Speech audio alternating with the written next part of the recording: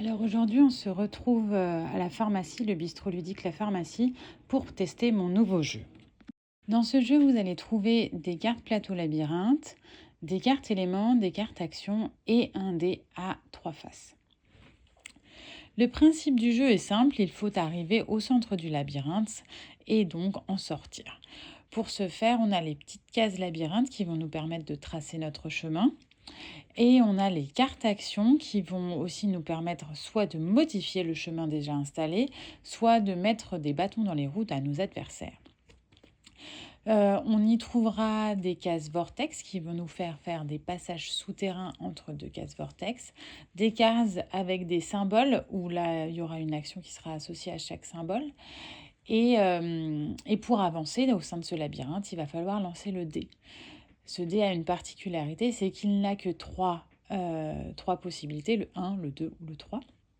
Et donc, on va pouvoir avancer que de peu de cases en même temps. En plus de ça, si jamais on fait un dé qui a un nombre trop élevé par rapport au nombre de cases auxquelles on peut avancer, on est obligé de reculer. Ce qui peut être un inconvénient, mais qui peut être aussi un avantage si on a envie d'avoir un nombre de dés exact. Et donc, on peut se faire une petite marche arrière, marche avant. À nous d'établir notre stratégie.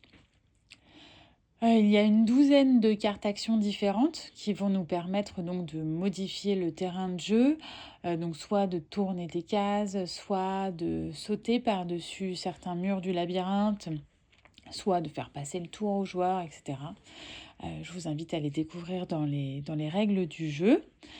Et puis, le premier arrivé au centre a gagné. Après, pour la fin de la partie, c'est à votre bon plaisir. Soit vous dites que le premier arrivé a gagné, soit vous faites un podium. Et donc, en fait, ce sont les trois premiers arrivés qui vont avoir la première, la deuxième ou la troisième place. C'est à peu près tout. Une partie à deux personnes, pour l'instant, elle fait en moyenne 45 minutes. Elle dure en moyenne 45 minutes.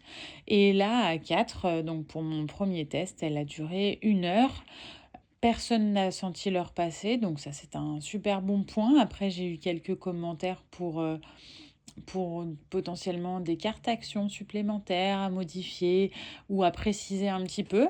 Mais dans l'ensemble, tout le monde a été content et a passé un très chouette moment malgré la pluie.